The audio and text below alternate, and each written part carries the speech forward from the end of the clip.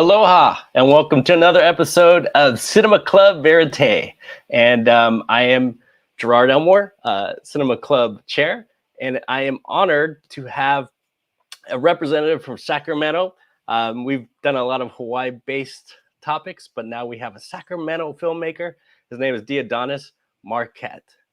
Hey, how's it going? Okay, sorry, Diodonis. You're good, man. I was kind of like the student who, wherever they were calling new kids names in classes, they'd be like, "Okay, Johnny, yep. Okay, Joe, yep. Okay." I would just be like, "That's me. That's me right here, Diodonis." And I love the name. I mean, do you go by Diodonis? Or? A lot of people end up calling me D. Yeah, either D or Adonis or Diodonis. I'm okay with all of the above. Just don't call me late for dinner. Yeah. Awesome. Well, before we get into the movie, I wanted to ask you a little bit about who you are, what you do, what's your role. Can you tell us a little bit about you and what you're up to and what you do? Yeah, absolutely. So I was actually born in Hollywood, California, but I was raised in San Jose, California. Moved out to Sacramento about roughly 6, 7 years ago. Got involved in the film industry. Just graduated Sacramento State University with my bachelor's in film production. And yeah, and ever since I just kind of got my foot in the door of film, I just been kind of making my way down the commercial route and then eventually kind of branching off into my own projects like this one. Yeah, and talk a little bit about that. Before we get into the movie, of how you kind of make this happen as a filmmaker. Usually as an indie filmmaker, it's a challenging way of life, right? So how do you make it work? How do you maintain a full-time job and be an indie filmmaker?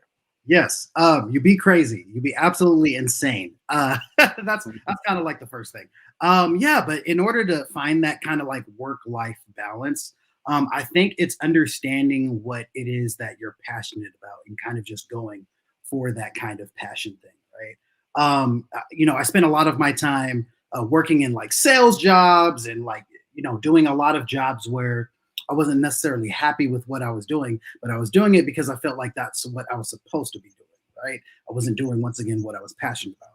And it wasn't until I went through those experiences of doing the things that I didn't like, but I was really good at, and I was making the most money that I've ever made in my life, that I realized, like, oh, even with this financial gain that I'm getting, I'm still not feeling fulfilled. My soul isn't being quenched. So I would say definitely having the time to dedicate to following your passion is important.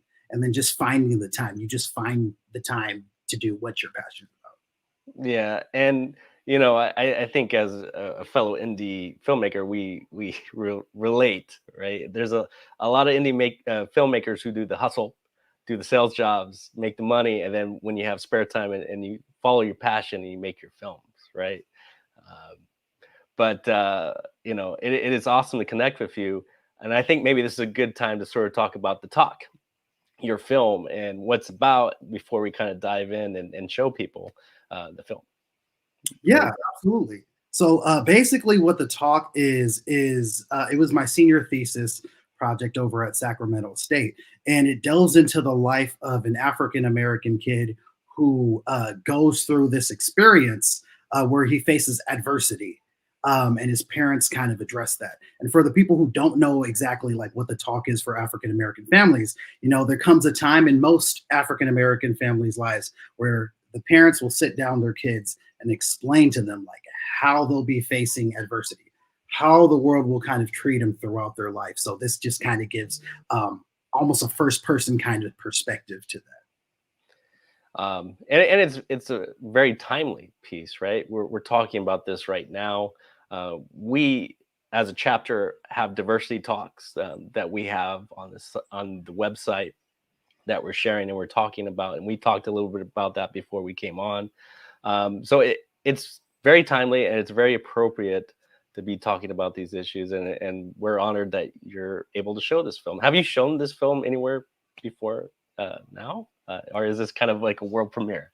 Yeah, no, I've had a personal kind of showing down in Sacramento. I rented out a theater actually for an event that I put on for Black History Month, where I got together 7 other Black filmmakers and film directors and showcased all of our films, and kind of just gave them that platform to be able to kind of showcase their films, along with having the premiere of my film as well, and also having a Q&A panel session afterwards and a Black media panel before the actual event started. Oh, that's awesome. And that's what it's about, right? Bringing the community together, having films like this spark discussion and dialogue, and to have a moment where we can all talk about it, right? And yeah, that's why we make films, right?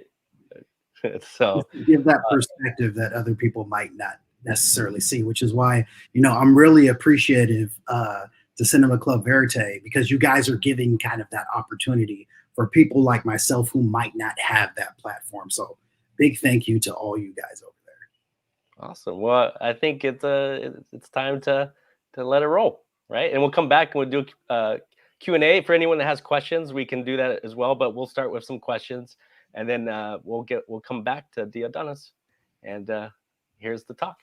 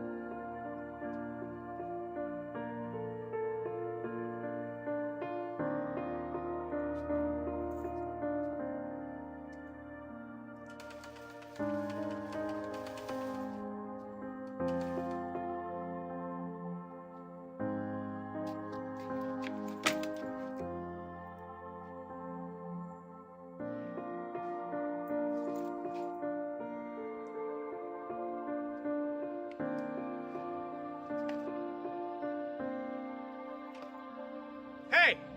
Hey, what's going on over there? What were you doing? What were you doing? No, no, no, no. What were you doing? What were you doing? What were you doing? No, no, no, no. What were you trying to do? Hey! Hey! What's going on here?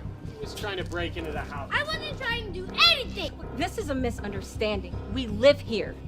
I'm sorry about that. It looked like he had a hood on and he was climbing on the chair and trying What if I told you about wearing that hood up outside? Really now? It's not fair. I wasn't trying to do anything. Get inside. I'm really sorry about this. I'm just trying to look out for the neighborhood over here. Yeah, he's a very scary 10-year-old. We understand. Thank you so much. Torch-bearing white nationalists clashing with counter-protesters on the campus of the University of Virginia. Things have turned violent, and officials are bracing for a week. Son, what'd I tell you about wearing that jacket outside with the hood up? There in Charlottesville. Take that jacket off! Good morning to you, Stephanie. Paula and Matt, good morning. This is where that Unite Right rally took place. Behind me, hundreds of people gathered here on the University of Virginia campus, chanting, and some in the crowds breaking out into fights. Overnight, a dramatic scene as white nationalists carrying torches blood and soil, blood and soil, and echoing chants flooded this major American college campus. The images calling back to segregation-era forms of intimidation. Several injured. I think it's time we gave him the talk. As hundreds of alt-right activists demonstrating. You think he's old enough? If we don't teach him, the world will.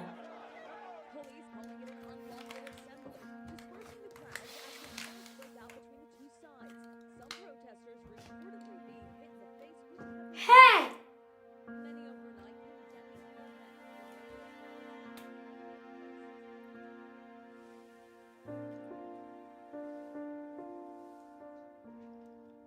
Sometimes people separate Superman. They mistreat him because he looks different. They don't like that he came from another place, which is not his fault. Which is crazy because nobody have a problem when they need Superman. Nobody asks how Superman feels. I mean, just because I look like a basketball player does not make me a member of the Justice League. That's enough of that. Baby, I was doing good. Yeah, you was doing something.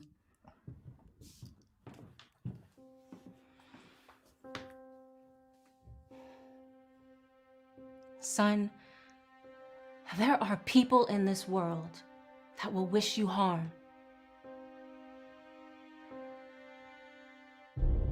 And it's not because you're bad or that you did anything wrong. It's simply because of how you look. But just because you look different doesn't mean that you are any better or any worse than anyone else. Why am I different? You're not. You just look different.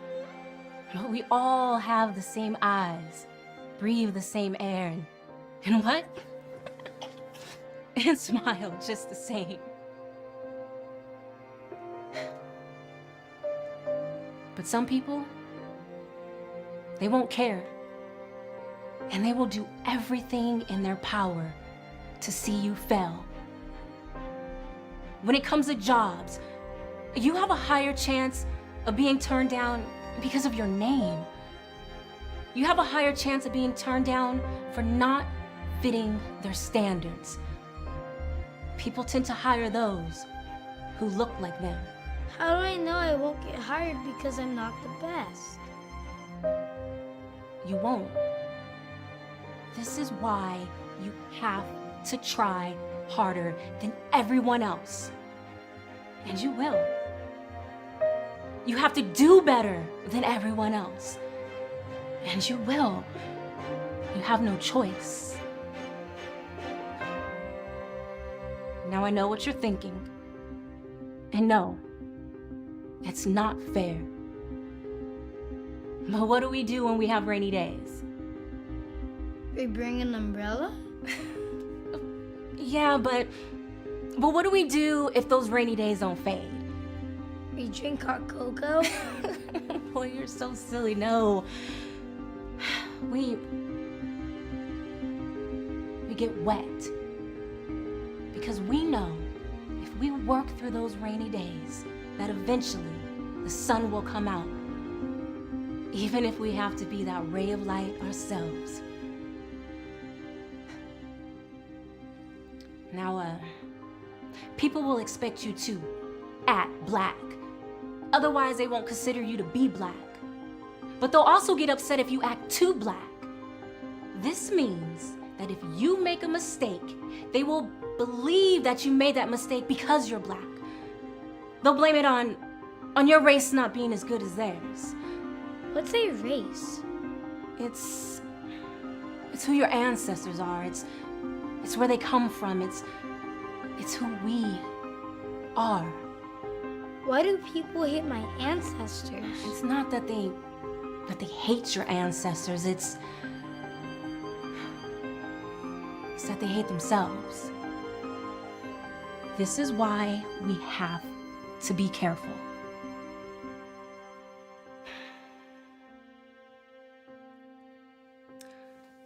Don't wear your hood up when you're outside. Do you understand me? I need you to hear me. Okay. People will expect you to do wrong because of who we are. They will automatically be more suspicious of you and think that you're dumb. Then why is everyone smarter than me? What? Who told you that?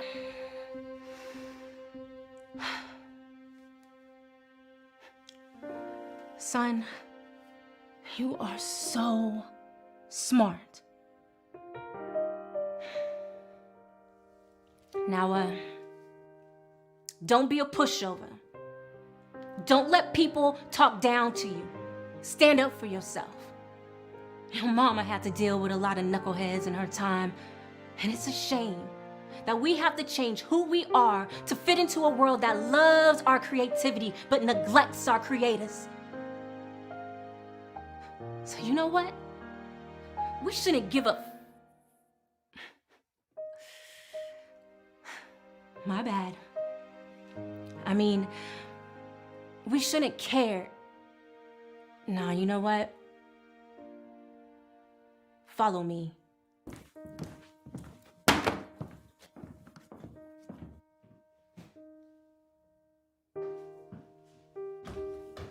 All right. Repeat after me. Repeat after me. All right. I am beautiful. I am beautiful. No. This isn't gonna work, all right? Wait here.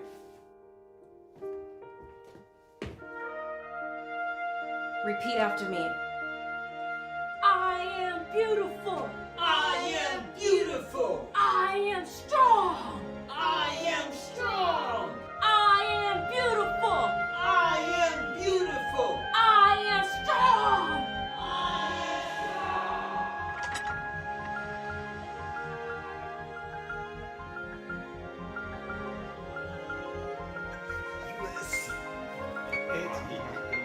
I am beautiful. I am beautiful. I am strong. I am strong. I am beautiful. I am beautiful. I am strong. I am strong. Don't be sad. I won't wear my hood, Mom, okay?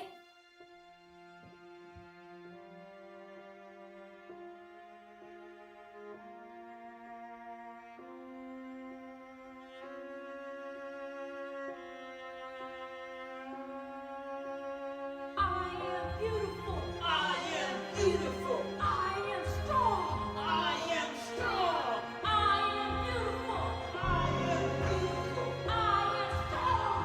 I am strong.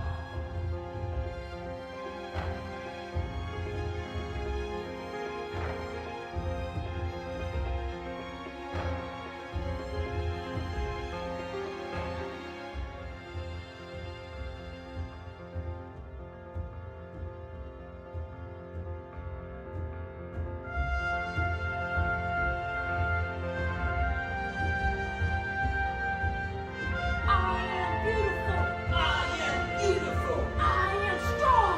I am strong.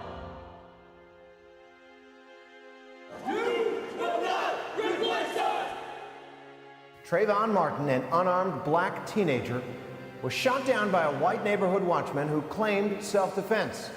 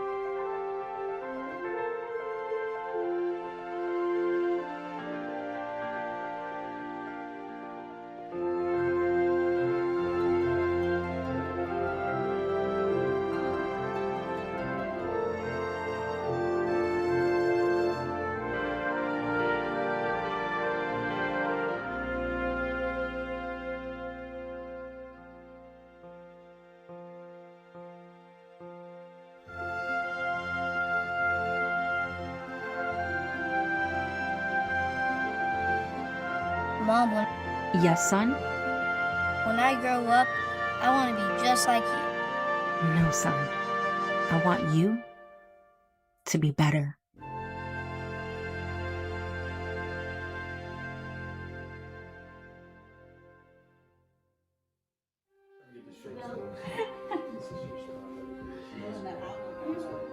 Beautiful. I am beautiful.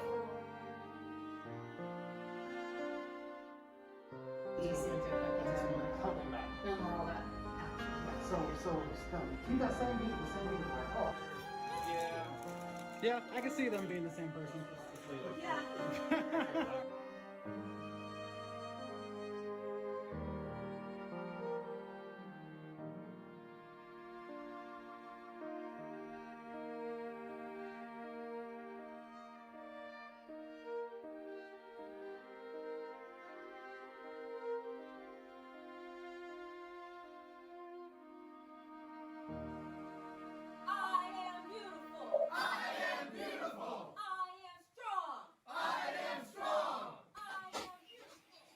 The Adonis, great job.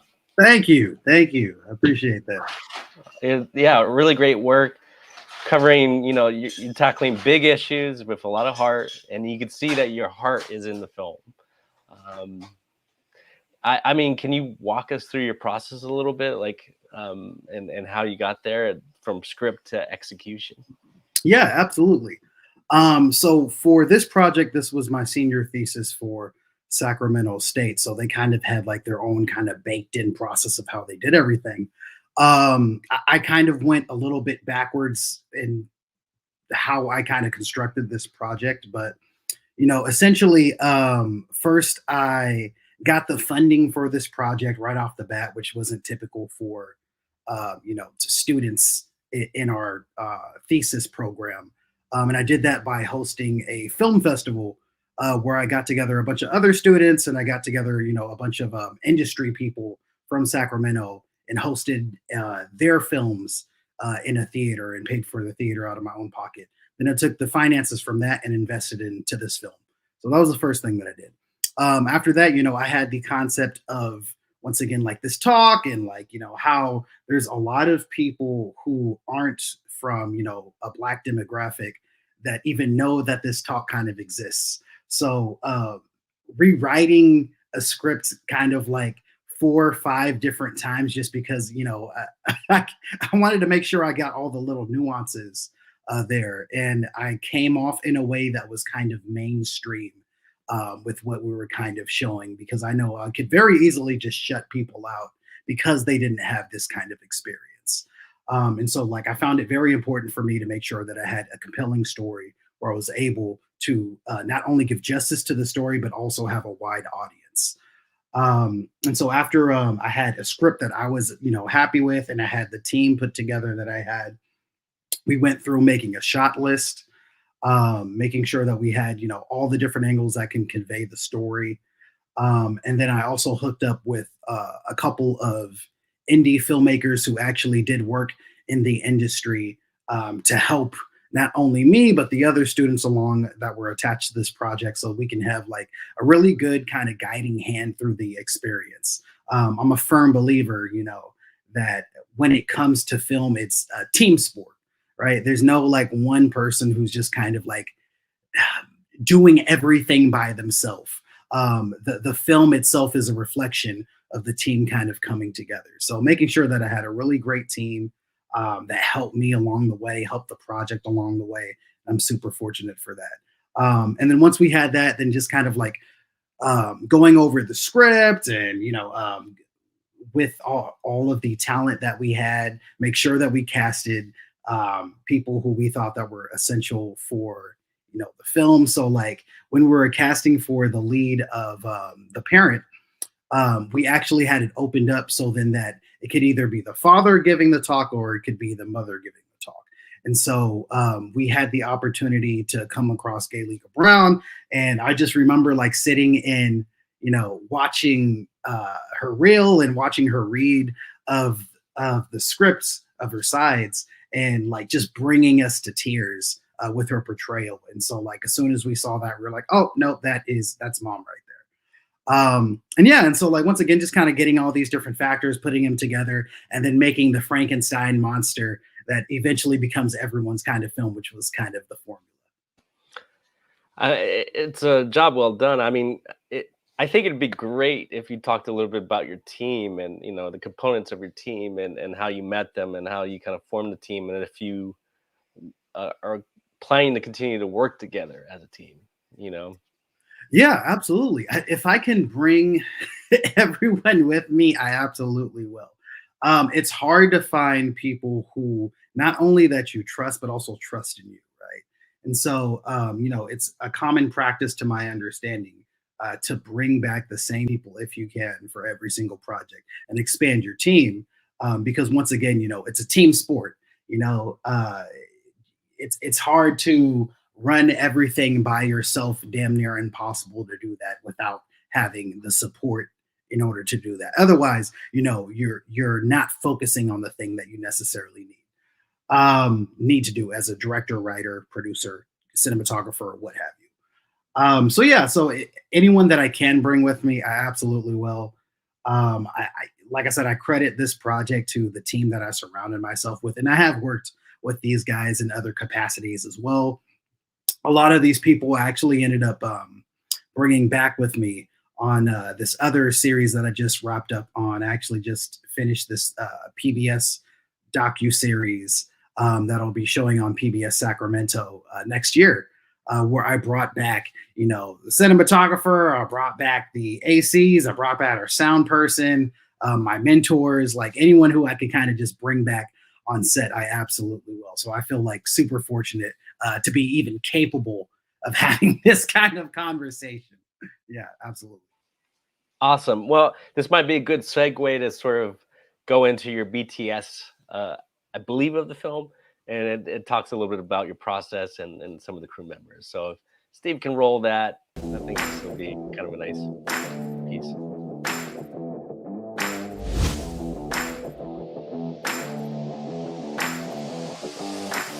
What are your thoughts about director Diodonis? What was it like working with him? Working with Diodonis is always fun because he. Think about this. Trying to think of good words about you, Diodonis. Very fun to work with, very easygoing, and knows how to direct.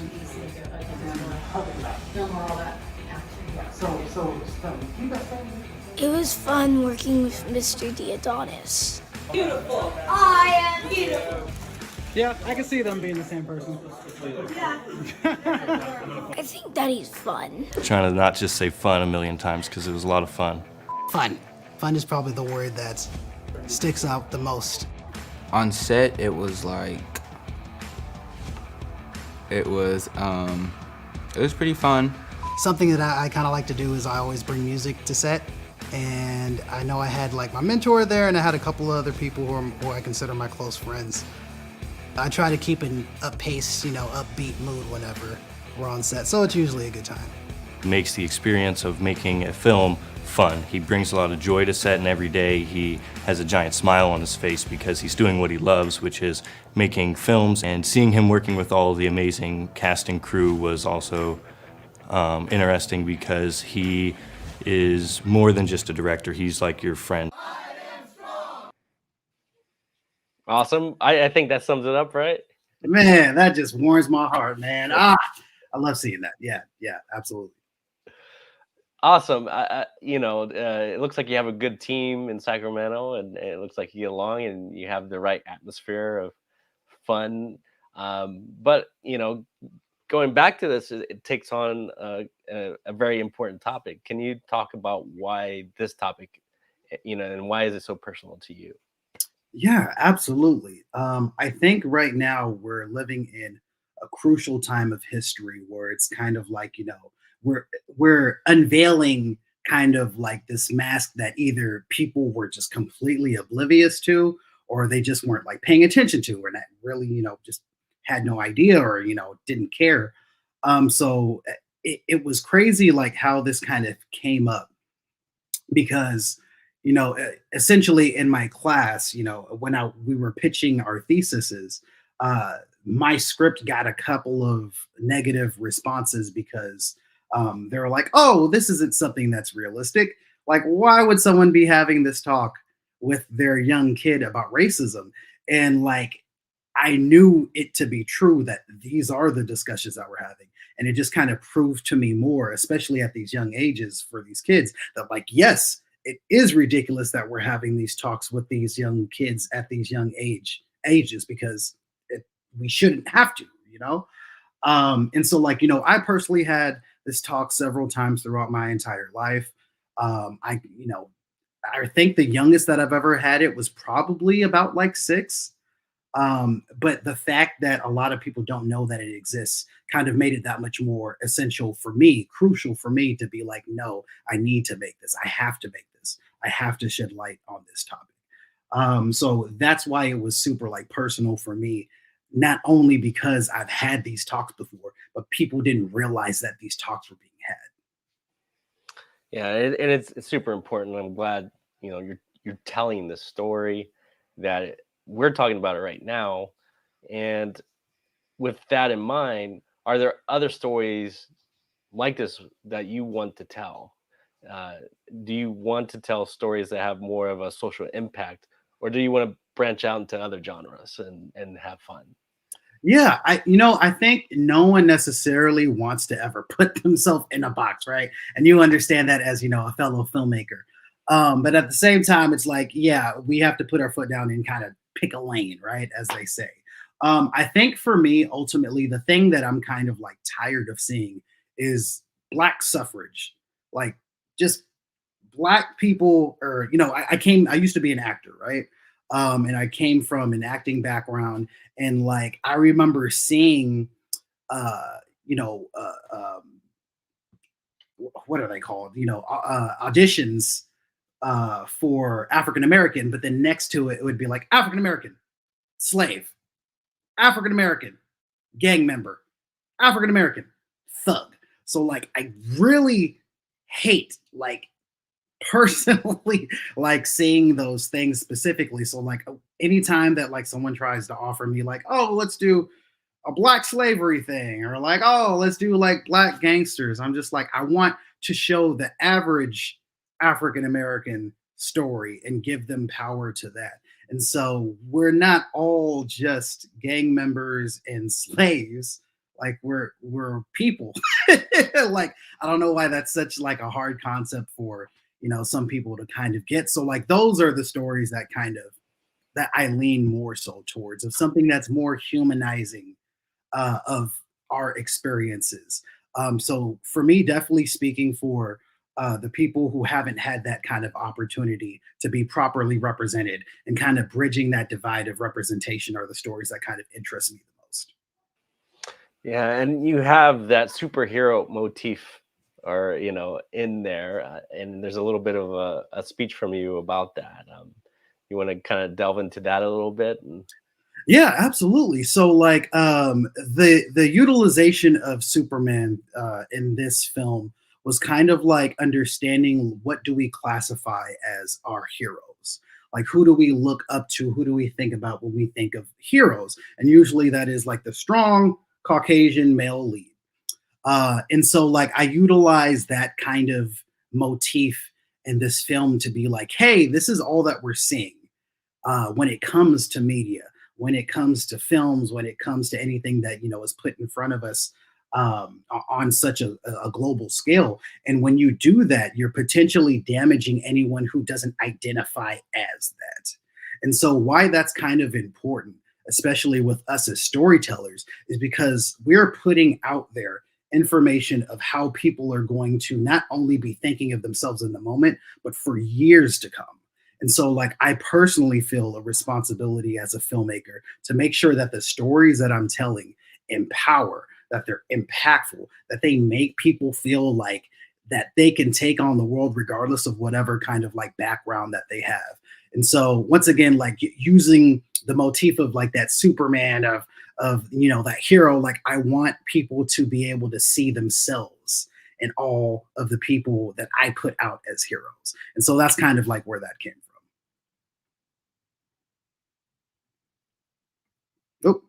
Oh, I think I lost you.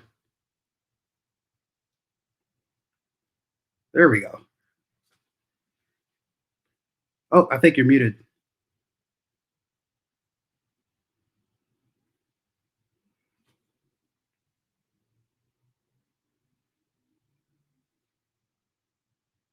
So while he is doing that, just so we don't have. I think I'm back. Oh, there we go. Sorry, I had to switch over to the other setup, so this is a little different. I was getting a little too fancy. So yeah, we have our first question from Toby. Other than the upcoming docu series you mentioned, what other types of projects are you planning to work on? Yeah, so I think like as a filmmaker, we always have something that we're kind of sitting on. And so like I have a couple of projects that I'm interested in shooting. I already have the concept for my feature film, and I want that to kind of be like my next biggest project that I put out. But it takes a lot of planning and a lot of dedication.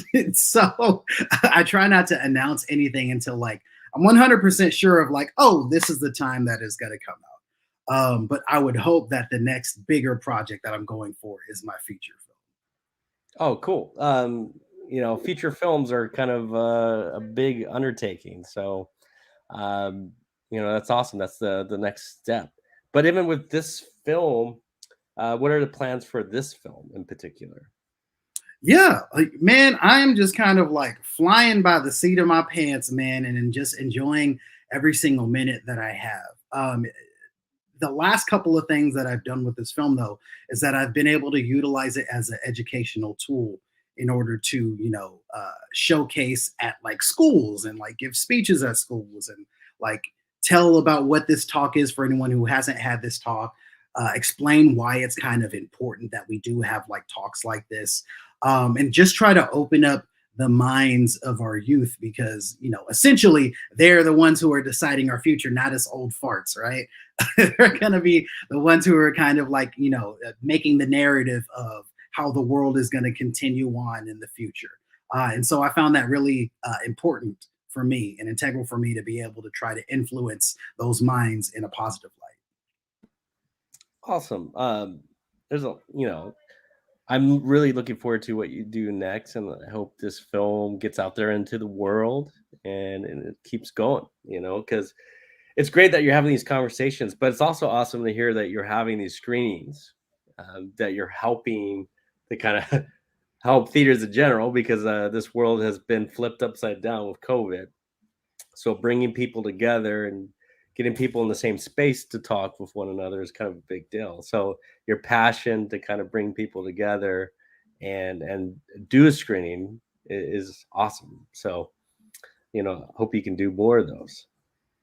Thanks, man. That's the hope. I hope so, man. I think that's kind of it. If I don't see any more questions, this is kind of the time where we're going to do a little plug for another person who's been on the show, and his name was Mitchell Merrick. I believe he was our second or third. And Diodonis, I hope this is going to be one of these follow-ups that we do with you as well. But Mitchell actually had a film called Cahoy that we mentioned in a previous Cinema Club Verite, and it's doing quite well. It was at Cam Fest, and it just won a award for the Whole Amount Award at the Made in Hawaii Film Festival. And this is a shameless plug, but won Best Cinematography, and I was honored to be able to shoot that. So we have a clip of.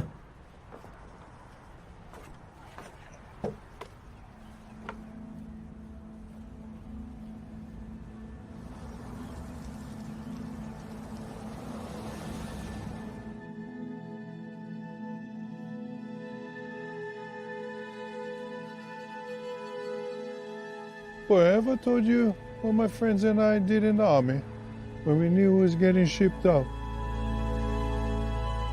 To Vietnam?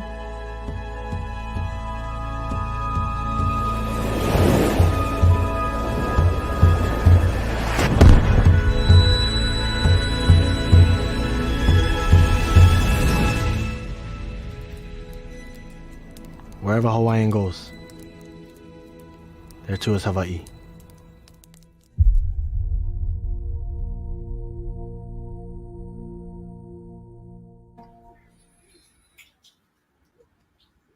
So that will be coming soon to other film festivals. Diodonis, we hope that we can actually track you too and see where you go. And if you have new short films, we'll mention the progress as it goes along, and hope we can showcase your work again. For everyone else that's watching, we appreciate you tuning in to this episode. Diodonis, it's been a pleasure to chat with you and showcase your work.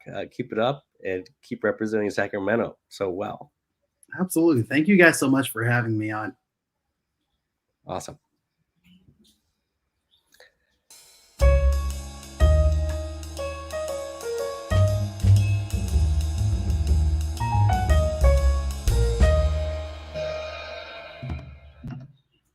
Cool.